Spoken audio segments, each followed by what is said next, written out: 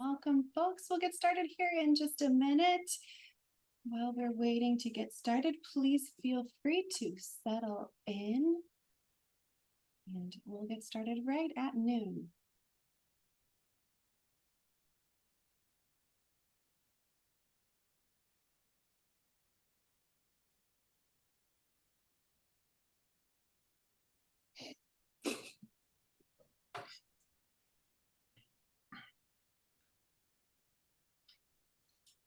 Okay, welcome everyone. It looks like a few folks are still getting connected, so I'm gonna wait for just a second to get started, but we will start here in momentarily.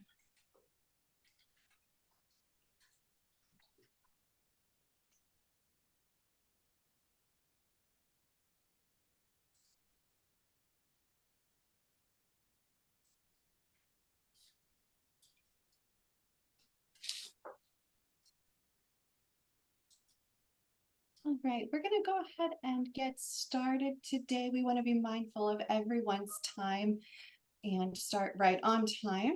Today's meeting is being recorded so that it can be posted online for everyone who would like to hear and may or may not have been able to be here.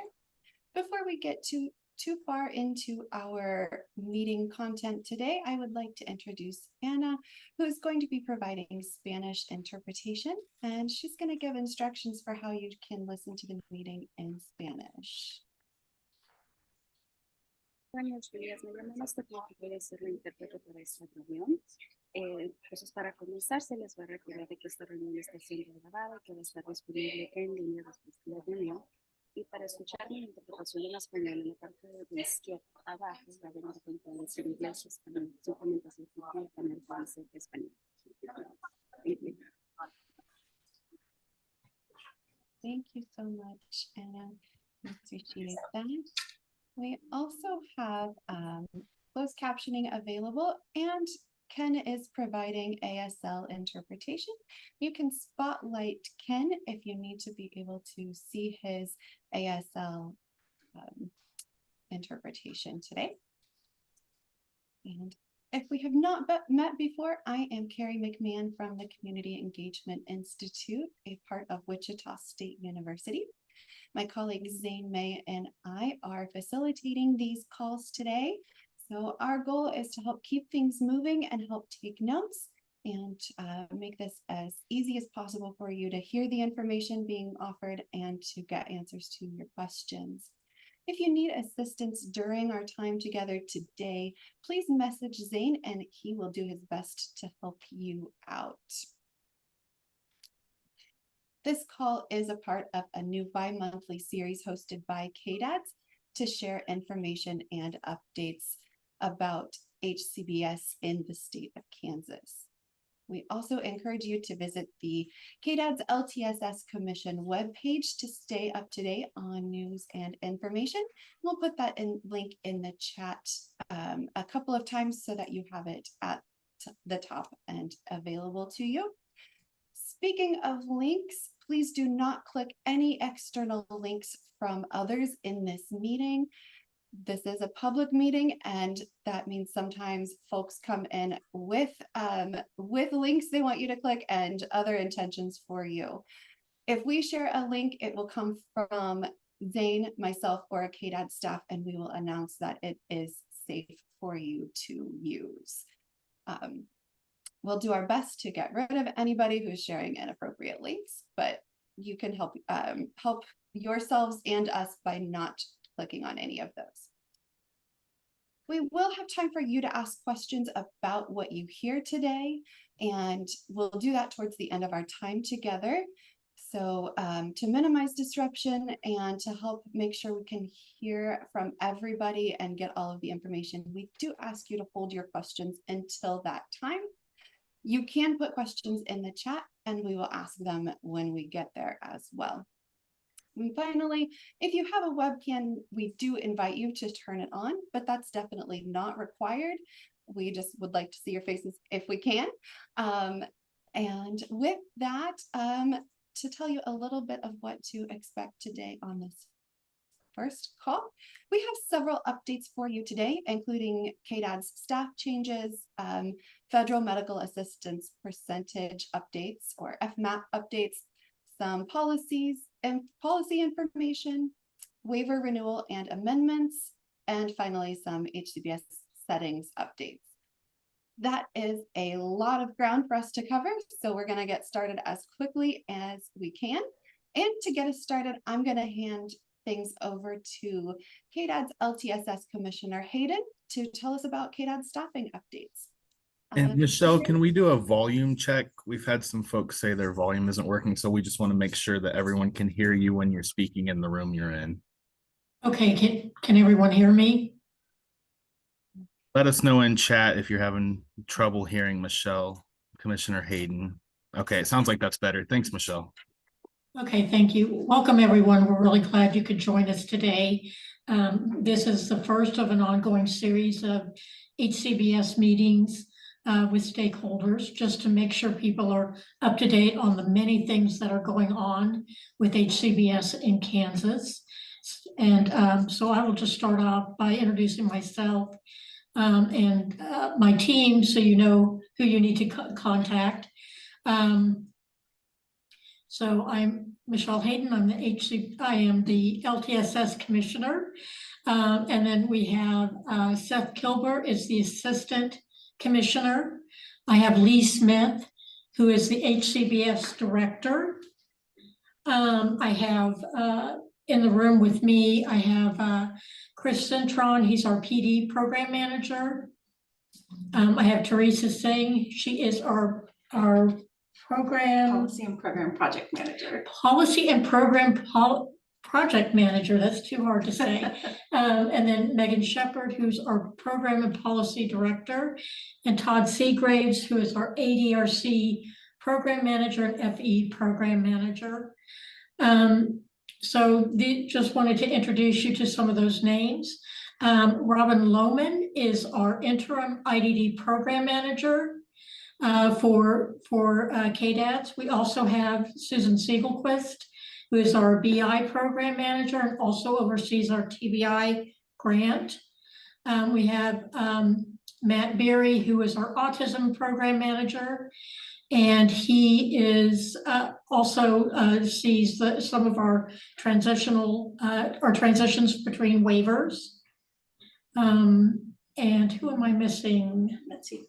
And Mitzi Tyree, sorry, Mitzi Tyree is our Director of HCBS Initiatives. So just kind of a quick update there. I have a few short announcements regarding staffing, just so you know. KDADS is in the process of splitting the LTSS Commission.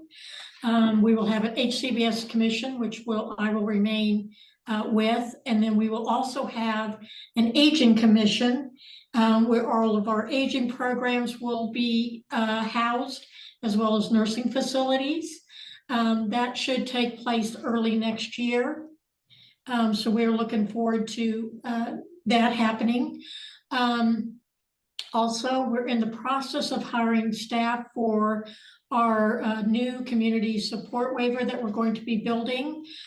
We are going to be contracting with a contractor to help us write that waiver and help us to build the provider network for that waiver. So there's a lot going on there. So you will be seeing some new names here soon, I hope. And we will keep you updated as those positions get filled. I don't have anything else from that point, and we can move to the next item on the agenda. I believe the next item is FMAP updates from Mitzi.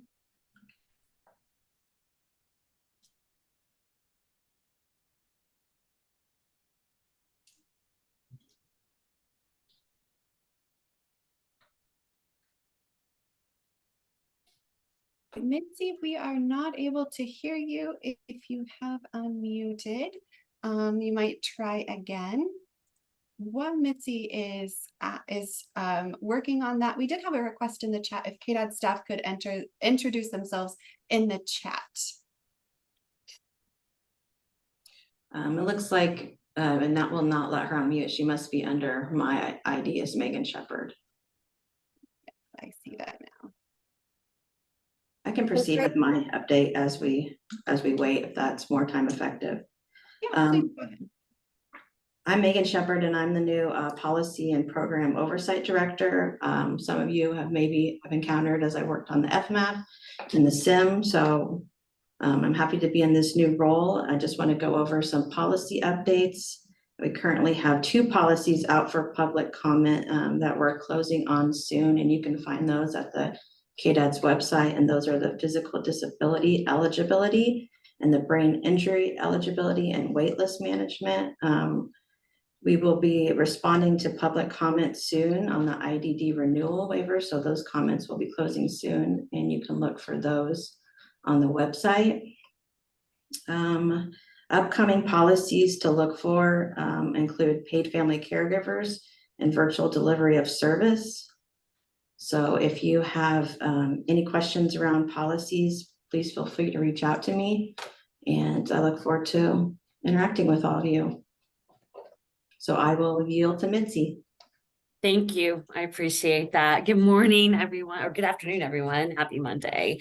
I'm glad it's a short week. And happy Thanksgiving ahead of time. So to give you some great updates on what FMAP has been doing, we did a report to CMS in October, and in that report, we requested an extension to spend those FMAP dollars, as well as we added additional projects that we have not yet initiated, but do plan to initiate in the near future. And naturally, you know, when we initiate those projects, we'll have stakeholder groups and those kinds of things. But those initiatives include employment first, provider expansion, DSW career ladders, person-centered planning through Charting the Life course in UMKC, technology, final settings, rule remodeling grants, and an IDD rate study.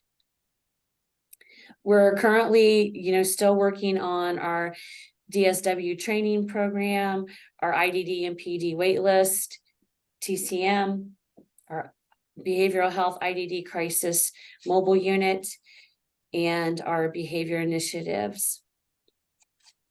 And those are the only, we have actually, and with that update, we actually have the ability to hire 2 to 3 additional staff for our new initiatives, and we will be meeting today to discuss those items. So there's no clear direction as of yet, but just letting you know that those things have been approved, and we'll be working on those rather quickly because we want to make sure that we have enough time to get those completed. And our extension was extended until December 31st, 2025. Thank you. Thank you, Mitzi. Next on the agenda is Lee with waiver renewal and amendments. Good afternoon, everybody. And Carrie, I did email you over just now an organizational chart.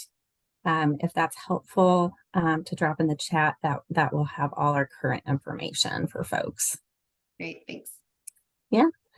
So as far as our amendments go, our most recent waiver renewal was our TA waiver, which was just approved at the end of October. You all might have also seen related to that a memo that came out regarding some of the language in there regarding parents as paid family caregivers. So more clarification to come on that. But there was just kind of a clerical error regarding the combination of hours, and that each child in a home is considered their own kind of employer. So parents can work for each. So more to come on that, but just know that there was that memo that came out. If you have not seen that, then you can find that on our website. Also, we have been working on the renewals for our IDD and brain injury waiver. So those are in development now. We also have amendments out for our submission for the state's 1915B application. That affects all of our waivers.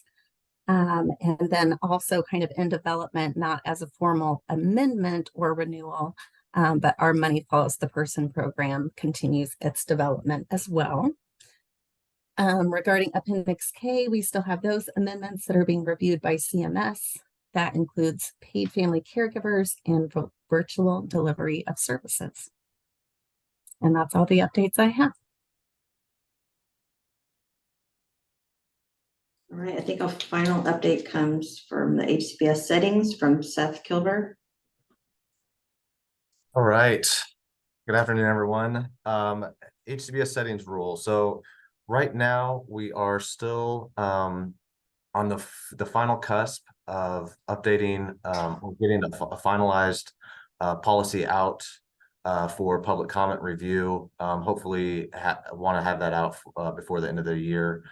So this policy, it'll be a pretty robust one. It'll have kind of the entire process from the very beginning of when an agency first comes in to the very final compliance designation. So we hope to spell all of that out because it is very confusing. I know from the provider side of things of where they are in that kind of process. We want to have some companion documents with that as well to make that a little bit easier to understand because, you know, those of you who have been doing in our portal, you know, it can be a bit of a cumbersome and confusing process. So we want to try to make that as easy as possible for you. It won't be completely easy, but we hope to at least make it simpler to understand kind of what the state is looking for and kind of the just the overall process there. We also have a transition policy. Previously, it was our institutional transition policy. That's been revised to encompass transitions both from transitions both from institutional settings, but also transitions out from non-compliant HCBS settings. So we want to be able to capture that process as well within that policy. So those are two big key final rule related policies that will be coming out. We hope to continue further discussions about any processes and ways to make things simpler for everybody involved there. Heightened scrutiny, we still do not have any update on those heightened settings or heightened scrutiny settings. That they're still with CMS. So, you know, we know that's people are very eager to hear kind of run that to ground. So we will absolutely be updating agencies whenever we do hear back from CMS on that. If you're not aware, we are under in relation to the settings rule visit that CMS completed in March earlier this year. We are still under that corrective action plan. So CMS is still awaiting to see those how we will remediate with the site visits or the sites that were visited in March. So we'll be reaching out here shortly to the individual sites there to for them to come into compliance. But then we've also got to ensure that whatever we're doing for those individual 6 sites that cascades in our process to the entire system. So for any others like situated settings, we've got to make sure that we're applying that standard across the board. Outside of that, we've already kind of hit on this, but you know, my feeling is that a lot of what we're doing now is both box checking to make sure providers are meeting kind of the minimum standard in the rule, but also we're looking at some of those more systemic ways that as an overall HCBS system that we can better achieve compliance. So things like some of our FMAP ARPA initiatives and, you know, charting the life course and really getting better at that person-centered planning process, we think would really aid providers and individuals served and really living their best life and ultimately coming into compliance with the intent of the regulation. So I think that's all I have for settings rule updates right now. So much, Seth, and everyone else who shared. Before we get and move over into questions about what we've covered, are there other state updates or additional information that we have missed?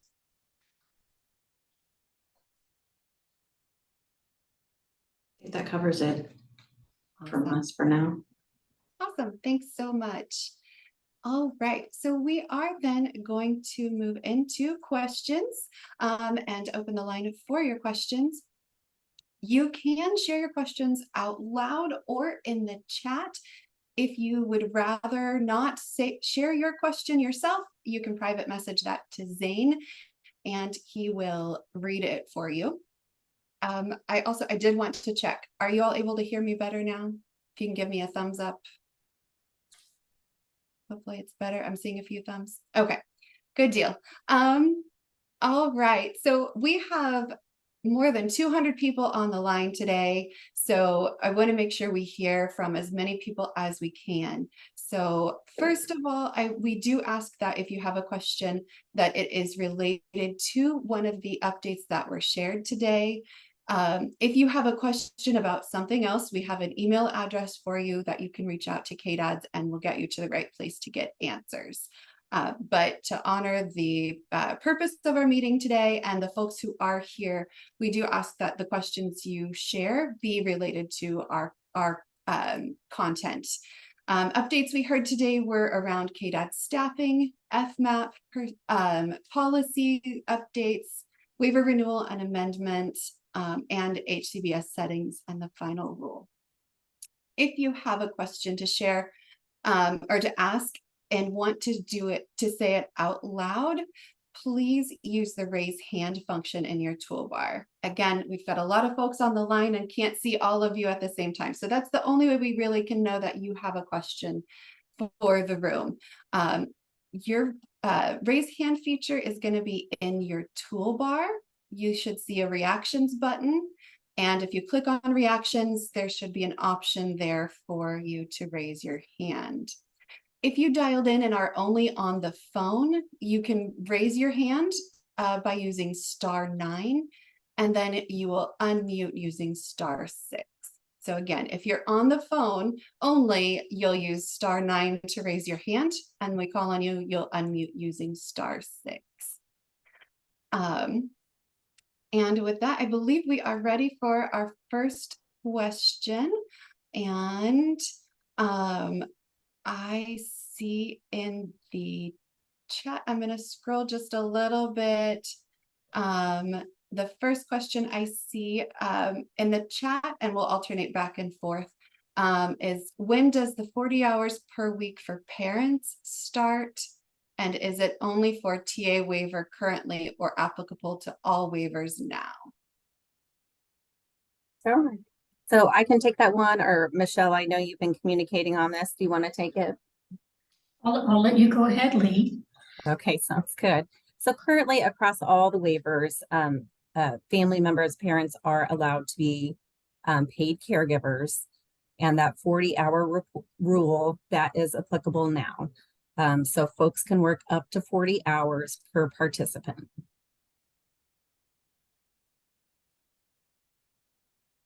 Thank you. All right, we don't have any hands raised, so I'm going to keep going with the chat questions. I'm curious to find out if self-direction will be a component of the community supports waiver. Yes, it definitely, this is Michelle. Yes, it definitely will. We're also looking at budget authority for the community support waiver. So yes, we will be including self-direction. And John, John Gardell, I see your hand is up if you'd like to unmute and ask your question. Yes, my question is regarding conflict of interest. Are we supposed to still be contacting families or individuals to get that conflict of interest mitigated? Or are we assuming that CMS is going to approve it to be done away with and we act like that? Because there is differing stories depending on who you talk to.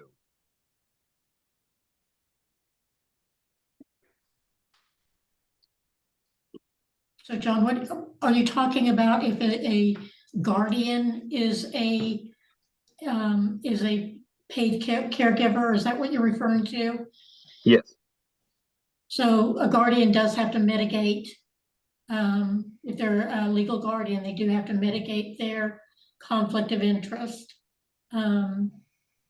However, But you guys posted in Appendix K on November 7th that conflict of interest is going away with. And so you have TCMs and care coordinators saying there's no reason to reach out and get that stuff anymore. so the only time, and it says this in the Appendix K amendments, that they need to mitigate that is if they are a legal guardian. However, a spouse can provide care without the spousal exception, and we can clarify that further. However, if your spouse is providing care, it's incumbent on the MCOs to let them know that they don't have to choose their spouse as the paid caregiver. They can choose someone else. Okay, that's not how a lot of people are interpreting that. Okay, Which is why I was reaching out for a very long time trying to get that understanding. Is okay, because you have TCMs and you have care coordinators telling providers that's not needed anymore. okay. Thank you, John. We'll get some more clarification out on that. All right, thank you. Thank you. Thank you for your question, John. All right, and Cassandra, I see your hand up as well. Go ahead if you wouldn't mind unmuting. Do you have an idea how many would come off of the IDD waitlist for the community waiver? I heard from a legislator his thoughts, but I'm just wondering if KDADS has an idea. Cassandra, I don't know that we do exactly. We're hoping to address as many people as possible on the waiver. It's also going to be incumbent on, just when we get the waiver written, if we have the supports available in the community, we have the provider bandwidth to serve them. In looking at other states, we have seen where they have been eliminating their waiting lists, that they'll do it in waves, so that they'll have maybe the first 500, let's say, get them out onto the waiver and then go to the next group of people. So it's really hard to say at this point, but our intent is to have a more expansive services in the IDD realm. And that way more people can, and add to that with the, and add that to the community support waiver and the number that are funded through the legislature.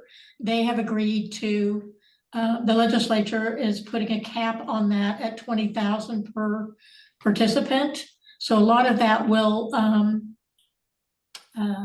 be mitigated by how much the legislature wants to fund the community support waiver and how many people. They are very, very excited about us having a community support waiver. So is the governor's office. Everybody's on board for it. So as details unfold, we'll be sharing those. Thank you. Right. We'll go back to chat for just a moment. There was a question that was already answered in chat, but I'll read it just in case folks are on the phone and not able to see. It was, when will you be contacting those of us who were visited by CMS? The answer is that they're waiting a final review on the ongoing monitoring policy from legal department. And then Mary, I see you had a question, and if you wouldn't mind clarifying, the question I think was in context of the conversation happening. You said on all waivers. Would you mind repeating that and adding a little context so we can make sure that we get your question answered, what that's related to? Sure. I was just making sure, because I thought I heard you say that all DSWs are being held to 40 hours a week on all waivers. Did I? Everybody has to comply with the Fair Labor Standards Act, and that indicates that you have to pay overtime for anyone that works outside of the 40-hour work week. Okay, that's what I just wanted to make sure, because we had somebody contact us this morning saying that all DSWs were being held to 40 hours a week, period. And I didn't No. think that was the context, but I want to make sure. Correct, yes. Great, thank you. And Latanya, I do see your hand up and we've got a lot of questions that were in chat already, so I want to make sure we get to those. And Zane, I understand you've got some questions that were sent directly to you? Yeah, you want me to go ahead and read some of those? Yes, please. The first one is asking when these recordings will be available after each meeting. I would say within a day or two, you could expect them by Wednesday of this week that they'll be posted. It's not a long process, so. All right, my next question is asking if this call replaces the monthly final rule meetings. Are those ending and being replaced by this? Yes, that is the intent. All right, and then I have one more right now, Carrie. This is asking, will the FMAP expansion project solicit RFPs, or how will KDADS determine how that money is spent? Is there a guideline as to how much money is allocated to the different projects talked about?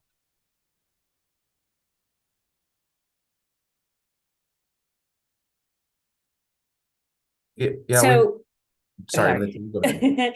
So we did submit a preliminary budget to CMS with a dollar amount attached to each of those initiatives.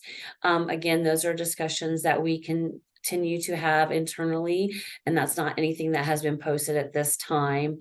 However, I can say that for all those new initiatives, there's probably more than enough money to get them off the ground and running. I'm sorry, there were several parts to that question. Zane, what else was asked? Oh, can't hear you. Seth, were you following up too?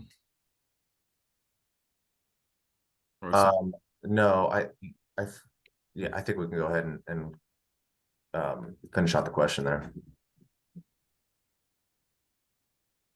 With what Mitzi had a clarification, I guess. Yeah, so there were several parts to that question. Can you tell me the other parts, please? Yeah, so guidelines as to how much money is allocated to the different projects. There are no guidelines for that. And then, yeah, just a question about if you're soliciting RFPs or making determinations in a different way. So there are some projects that will have an RFP process, and there are other projects that will have an RFA process. So like technology would be like an RFA process. Potentially, again, these aren't decisions that have been made yet, you know, things like career letter and such forth can be also RFAs. However, we want to have stakeholder input prior to making those final determinations.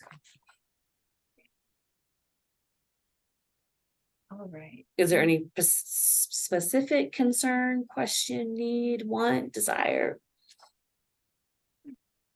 Mitzi, will you define RFA? I think Craig is asking that. So RFA is a request for funds. So for agencies and or individuals can request a certain dollar amount for whatever initiative. Say it's technology. Say someone says, "Hey, I need $3,000 to put an elevator in my living room, and this is how it's going to increase the quality of my life," and those kinds of things. So they can put in for those requests. Thank you, Mitzi. Yeah. Right. I know there's several more questions in the chat, and Latanya's had her hand up for quite some time. So Latanya, I'm going to call on you here in just a minute. Before I forget though, Zane, I did see that there was a request in the chat for those private messaged questions, if they can get shared in the main chat. If you can just copy and paste the content of those messages, not the sender, Sure. In the chat for folks to see. And Latanya, if you want to unmute, we invite you to ask your question. No, I was gonna make a comment and then respond because I knew it was gonna come up. There was a question about training, final rule training, so I wanted to respond for that. Latanya, right, I am the HCBS trainer for KDADS. I'm still around. So a lot of you are familiar with me. from final rule. I'm still around. I still help out with final rule, but I'm moving more into working on those training initiatives. As I've been letting you all know on the updates, it depends on the training, depends on a lot of the policy updates, the regulation updates, the waiver renewal. So that's what, again, waiting on that. Don't want to come out and say one thing and then things change in 6 months, you know, when things get approved up at the state level. So we are working on that. I know one thing we are planning for is like a statewide 2020-24 tour, because as you hear about, you know, final rule, we got to do some systemic updates with person-centered planning, option counseling, and all that. So again, we're waiting on those things to be worked at the state level and then come out. So for some of you, you do know that the final rule continues to do those final rule assessments and that we are coming out on site. And me and Caitlin England, she's not here today. We are going out and doing some individual one-to-one on site, giving some guidance to get you all ahead of the game. So if you want us to come out or LaTanya to come out, please reach out to me. I can put my email in the chat, but I think all of you pretty much know how to get a hold of me up at the state. If not, you can always reach out to those CDDOs and our aging partners, and they know how to find me. Okay. But we will be coming out again, trying to get ahead of the game, get some one-on-one, give you some things to think about as the, you know, for those final rule characteristics that should be present in your setting. Okay. So I just wanted to get that out there.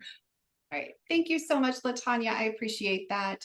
And that question was in the chat just for reference for folks. And do we have an approximate time frame for when trainings that KDADS will provide for final rule will start or policies be written? So thank you, LaTanya, for being proactive and noticing that question and responding to it. And going back to other chat questions related to parents as workers and the 40-hour rule, we understand that we're going to be treated like all other DSWs, and the FMS providers were to ensure that Department of Labor rules were adhered to. This changed again to limiting parents to 40 hours per week, ? No, the 40 hours is just that every worker can work 40 hours, but once you hit over 40 hours, then you go into overtime, and that is in accordance with the Fair Labor Standards Act. And you have to pay overtime at that point. Thank you, Michelle. Mm-hmm. Michelle, there was another question in the chat there on that. Okay. Kind of who does that apply to? And I just included that we plan on doing an FAQ document that will be provided afterwards. So we can include for each waiver the specific language, just so that's clear and people have that on record. Thank you, Lee. Right. Is there I'm curious if there's any time frame on when to expect in-home day exceptions to be reviewed? Hi, this is Robin. Yeah, I have them completed if you've submitted them before or on November 6th.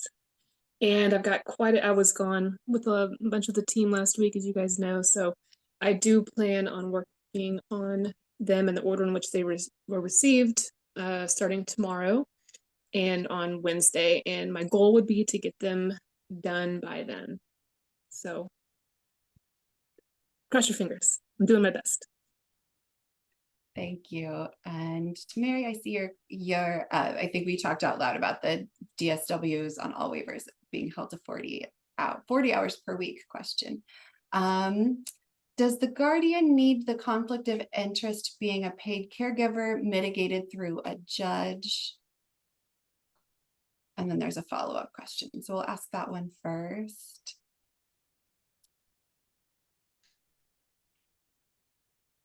Yes, a paid legal guardian does need to get it mitigated through the courts.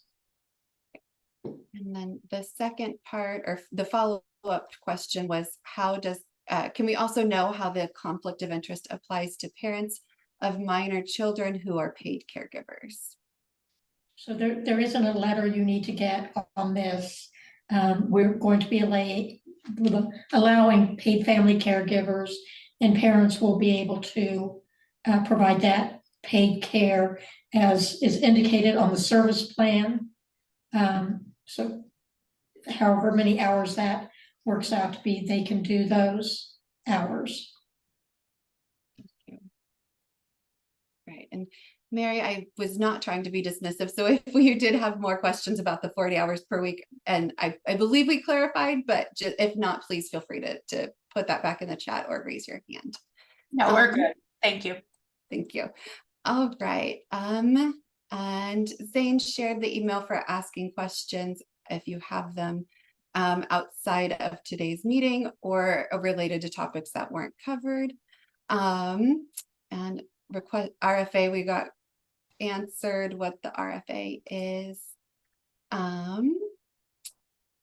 Based on Commissioner Hayden's comments on FSLA compliance, no DSWs will be restricted to 40 hours per week. Is that correct? And Lee, I see you put a note that you'll make an FAQ document to clarify this, but any additional response to that question?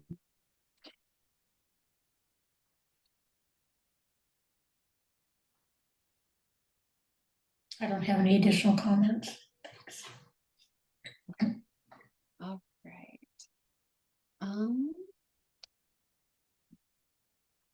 What format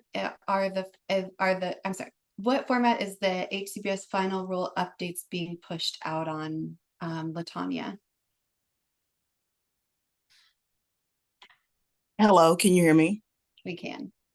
Right now, the general updates will be held here, but I do see for those that have to do the assessment, final rule is huge and there's a lot more to it. So again, as we get things concrete, I do see a need for a specific final rule meeting because we won't have a time on this call to cover all of the things that need to be pushed out there for final rule. And I know KDATS is working on updating our listserv communication. So of course, once we have memos and stuff, it will be pushed out from there. So as we update our technology, we need to do that too up here at the state, then making sure we get that word out. As you all know, I always get it out there to our aging partners and our CDDOs to share that information for, getting on that listserv, that updated, to get that information pushed out. But just be out. Again, I'm doing a lot of work is going on behind the scenes, but looking at, again, in the spring, really getting out when it comes to final rule and other HCBS training initiatives and opportunities out there, because really pushing for us to be very consistent. One thing we noticed under final rule when doing site visit, there's a lot of inconsistency in service delivery out there. And that's one thing that CMS had called out, again, going back to our person-centered planning processes, or our options counseling, or community when we talk about individuals being inclusive and integrated into the community, for those that want to work in that integrated supportive employment. Those are things, again, they are system-wide that we need to get straight. You all know LaTanya doesn't like to come out and give you misinformation. I want to be direct and give you some good guidance, hands-on, practicality, how to practice, implement. You get a lot of information. I know Dr. Pomerantz came, he gave a lot of good information, but I heard back from a lot of you, hey, okay, how do we take that information and what does that look like in this setting? And that's the kind of training I want to bring to you all and more additional information when we talk about all of this that ties back to final rule, because final rule, of course, covers all of the waivers, HCBS waivers. What does that look like when we get into our residential and non-residential settings out there? So I'm working hard, and again, look for in the spring, it's cold. I'm not going to be coming out there with anybody. We're not going to be traveling across Kansas in the snow. So again, just looking at, March, depending on the weather, looking at really kicking off stuff in March, but getting the information out there probably in February to help give you all an idea. Okay. Thanks, LaTanya. Right, more chat questions. When will the waiver amendments and renewals be open for public comment? The BI renewal and the IDD renewal we're looking at mid-January to open them up for public comment. The amendments have already, the 1915 B or amendments are on KDHE's website.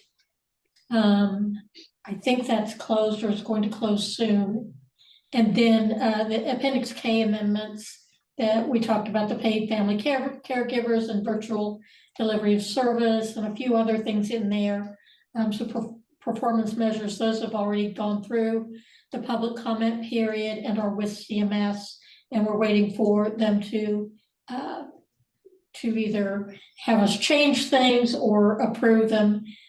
So we're just waiting to hear back from CMS right now. Okay, Michelle. Who is the contact to obtain final settings compliance letters for KMAP? The online tool to print a letter doesn't allow many service codes. Who can they reach out to if they've got questions about that compliance letter in KMAP or for KMAP? That would be Takosha Majors, and I'll ensure that we get her contact information here in the chat. Thanks, Seth. Will the recent DOJ guidance on integrated settings and ADA compliance impact KDAD's policy regarding final settings rule compliance?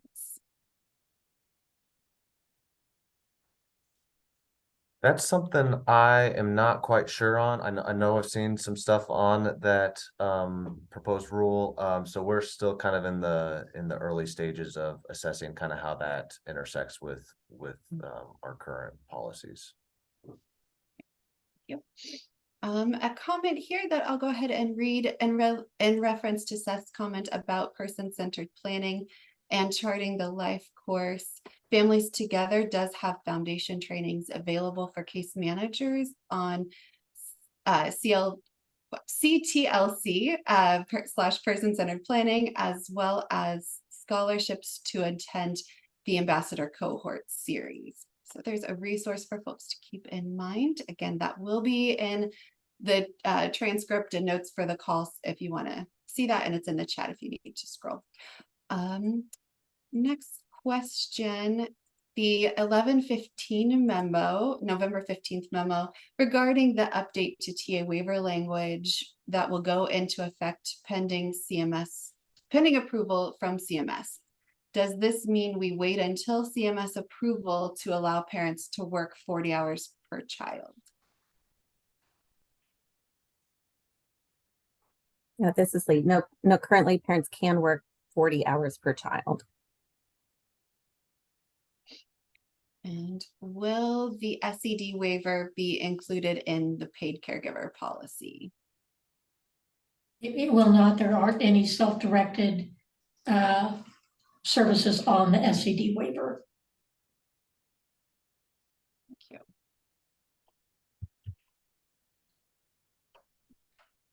And I'll post it in the chat, but I had a direct message question asking when the recording of today's meeting would be available for review. And again, KDADS is aiming to have that posted this week by Wednesday.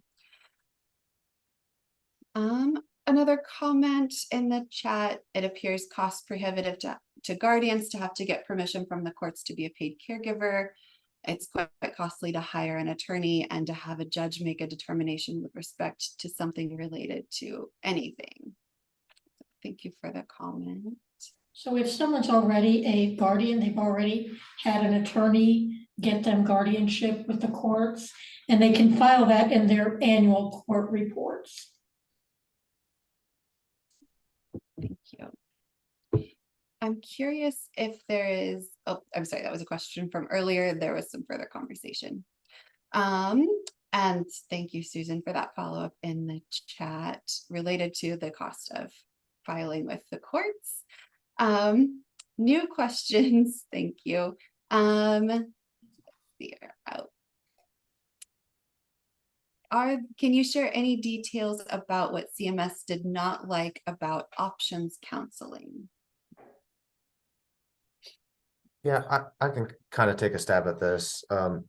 Angela, it really kind of centered around you know, the person-centered service plan being the overall umbrella document, and then kind of how we've got it's pretty fragmented across all our waivers. So we're really looking about how can we kind of revise and retool or potentially even kind of overhaul just this overall person-centered planning document so that it is clear and evident all the components that relate to this document, and make sure that it's not just, on the IDD waiver, the support plan done by the TCM, or it's not just the PII done on the other waivers, that it's got to have all of those elements of that person-centered service plan. And so I think that's kind of, at least my reading is that CMS was calling out the state, and that we've got different people own these pieces of the service plan. And how do we kind of bring them all together to ensure that they're under that umbrella? Thank you. Okay, we do have about 10 minutes left together in our time together today. So we've got time for a couple more questions, and we'll share again that email address if you think of questions later on and need to ask. And related to the 40 hours for direct care workers, Lee's gonna put together a FAQ for that to help answer questions. And so one of the questions that was in chat, if a parent has 2 children approved for PCS with 40 hours each, overtime will not apply even if it is the same parent providing the service. And that will be in the FAQ. We really appreciate all of these great questions. Thank you for asking them, and thank you, KDADS, for being so responsive.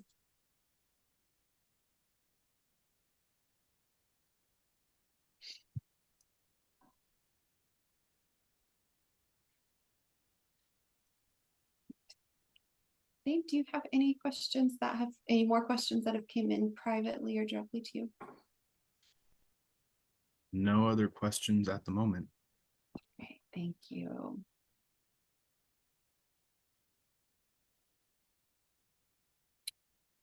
Great. If you do have questions, we do have a few minutes for you to get those in today. Jamie, did you want to step in? I see the question, when will the FAQ come out? Lee, do you have any idea when that will be available? So that might potentially be next week, just given this is a short week with the holiday. But we'll attempt to get that out as soon as possible. And for all of you on the call, our DCM conflict of interest survey, we are still needing families and individuals receiving services for that survey. So please forward any information that you can to them regarding contacts. We will forward that as well. Yeah. We haven't had as much input as we would like. So if there's any barriers that you're aware of, please let us know so that we can help eliminate them if at all possible. Thanks.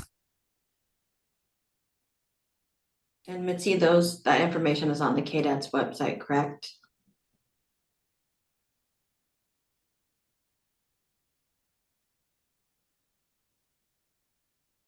Okay, thank you, Jamie. Putting that in the chat.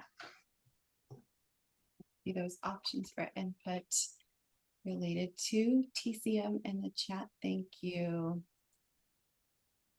Okay, some comments thanking KDADS for having these meetings and sharing the information. Mitzi, can you remind the timeline on the PCG project completion?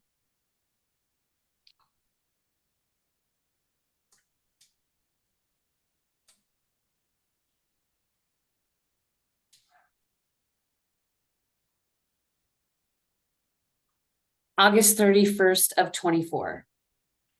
Thank you.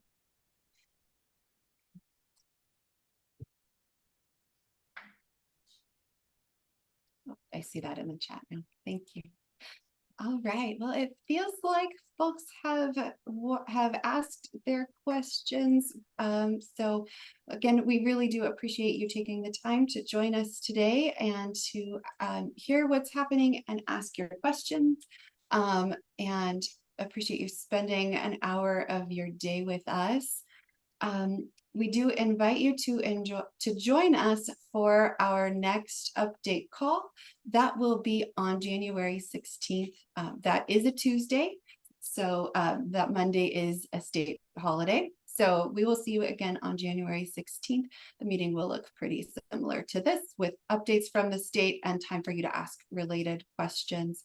We will have the recording of this meeting posted online for you on the LTSS website, and we've shared that link a few times, so you'll have access to it. But Zane, do you want to drop it in one more time along with that email address for folks if they think of a question later on? And with that, we will conclude today's call. Thank you once again for taking the time to join us. Thank you. Thank you, everyone. Have a great day and a good holiday.